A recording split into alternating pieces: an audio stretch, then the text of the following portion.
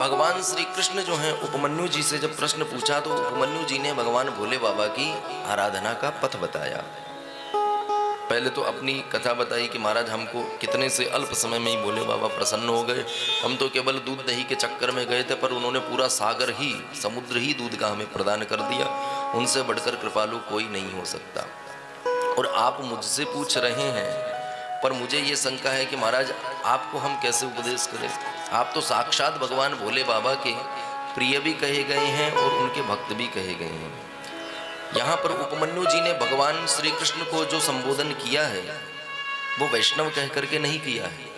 क्या कह रहे हैं? श्रृणु कृष्ण महाशैव महिमानं महेशितुः यमद्राक्षमहं शंभोर् भक्तिवर्धनमुत्तमम्।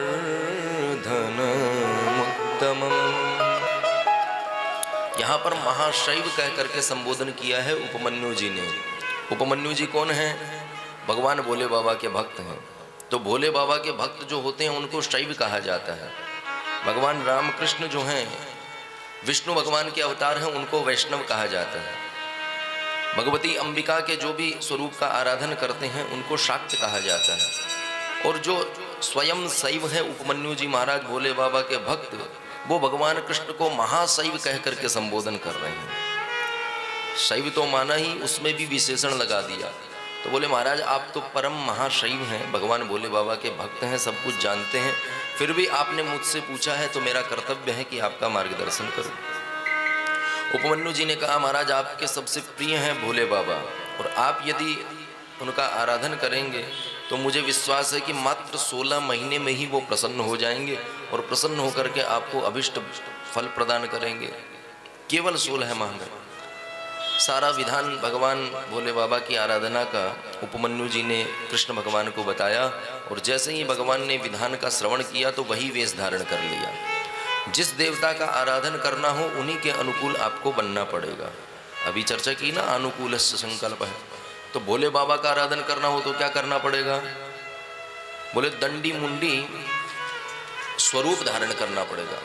तो उसी प्रकार भगवान श्री कृष्ण ने भी, जैसे शंकराचार्य महाराज का आप दर्शन करते हैं, एक ही वस्त्र लपेटे रहते हैं, त्रिपुंड लगाए रहते हैं, हाथ में दंड होता है, चरणों में खड़ाऊ होती है, वैसा ही स्वरूप भगवान कृष्ण ने धारण कर लिया। दंडी मुंडी च सद्यौसौ बभूव सुसमाहिताः पादांगुष्ठो धृततनुस्तेपे चोर्ध्वभुजस्तथा। जैसे ही उपमन्यु जी ने मार्गदर्शन किया तो भगवान कृष्ण ने भोले बाबा के भक्त का स्वरूप बनाया और जाकर के पर्वत पर एक चरण ऊपर करके, जैसे दिखाते हैं ना ऐसे करके, ये चरण यहाँ लगा करके, वैसे भोले बाबा का ही आराधन करते हुए भगवान की तपस्या करना प्रारंभ कर दिया। पंचाक्षर मंत्र को ग्रहण किया और पंचाक्षर मंत्र ग्रहण करके भगवान की तपस्या करना प्रारंभ कर दिया। जैसा उपमन्यु जी ने बताया था उसी के फलस्वरूप 16 महीने में ही भगवान शिव और पार्वती जी प्रकट हो गए। बोल शंकर भगवान की, पार्वती माता की।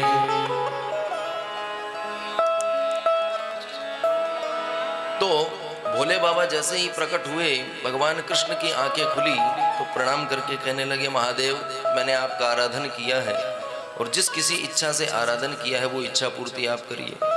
भोले बाबा हंसते हुए बोले, महाराज आप बताओ कौन सी लिस्ट आपने बना रखी है? जैसे हमको भी कोई ज़्यादा सामान लेना हो तो हमको लिस्ट बनानी पड़ती। तो सूची जब भोले बाबा को भगवान कृष्ण ने प्रदान की तो भगवान ने पढ़ना प्रारंभ किया, क्या क्या मांग रहे हैं। तो सबसे पहले तो कहा, महाराज आप मुझे 8 वरदान प्रदान करिए।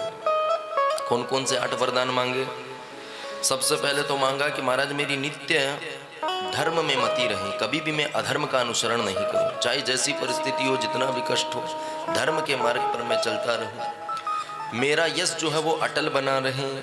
दूसरा वरदान ये मांगा।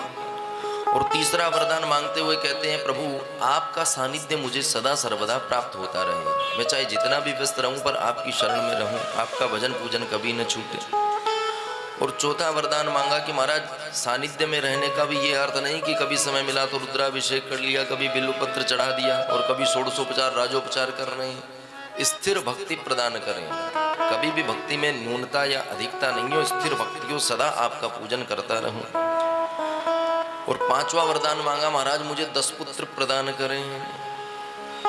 छठवां वरदान मांगा कि संग्राम में मैं सदा विजयी हूं, शत्रु जयी हूं, शत्रु कभी भी मुझे हरा ना पाए।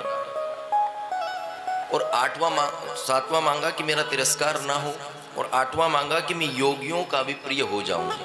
तो भोले बाबा ने एक साथ तथास्तु कहते हुए सारे वरदान प्रदान कर दिए। योगियों के विषय में यदि भगवान कृष्ण का नाम आता है तो योगीश्वर षडेश्वर कृष्ण नाम कहा जाता है। योगियों के भी जो ईश्वर से बढ़कर हैं ऐसे भगवान कृष्ण हुए। और सदा भगवान कृष्ण जो है द्वारिका में इतना वैभव उनका बना रहा। और 10 पुत्र उन्होंने मांगे थे, तो उसका परिणाम तो आपने भागवत जी में सुना ही होता, ना सुना हो तो हम सुना ही देंगे। 10 पुत्र मांगे थे भगवान श्री कृष्ण ने अपनी पत्नी से, पर यह नहीं पता था कि विवाह इतने हो जाएंगे। तो 10 पुत्र का वरदान भोले बाबा ने दिया है। तो कालांतर में भगवान श्री कृष्ण को 10 पुत्र और 1 कन्या तो हुई, पर प्रत्येक रानी से 10 पुत्र और 1 कन्या हुई।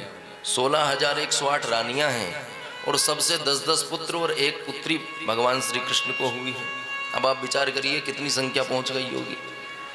1,61,080 पुत्र भगवान श्री कृष्ण के हुए। बोलो राधे राधे। और यहाँ तक ही नहीं, आगे चल करके भगवान श्री कृष्ण के पूरे परिवार की संख्या हो गई थी 56 करोड़।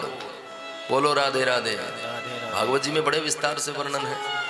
तो 56 करोड़ का निज परिवार भगवान श्री कृष्ण का था, कोई पड़ोसी के मिला करके नहीं थे, अपना ही परिवार। हमारे घर में 56 जने भी हो जाए तो लड़ाई दंगा करके एक तरफ हो जाते हैं कि महाराज ये सब्जी नहीं ला रहा है, वो आटा नहीं ला रहा है, कितने काम होते हैं घर परिवार के भी। पर उन 56 करोड़ के मध्य में भी भगवान जो हैं दत्तचित्त होकर के रहते हैं।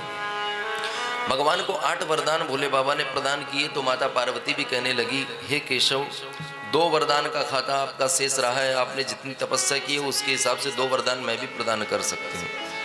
तो भगवान श्री कृष्ण बोले, माता जी आप यदि प्रदान करना चाहती हो तो मुझे ऐसा वरदान प्रदान करो, एक तो मैं बहुत से मेरे विवाह हो जाएं। एक वरदान तो भोले बाबा ने दिया 10 पुत्र और 10 पुत्र का, और बहुत से विवाह का दे दिया माता पार्वती ने। और दूसरा वरदान जो मांगा वो ये मांगा कि मैं सदा सर्वदा देव ब्राह्मण और ऋषियों की रक्षा करता रहूं और यज्ञ यज्ञादिक कर्म कराता ही रहूं। तो सारे वरदान भगवान श्री कृष्ण को भोले बाबा और माता पार्वती जी की कृपा से प्राप्त हुए। बोल भक्त वत्सल भगवान की।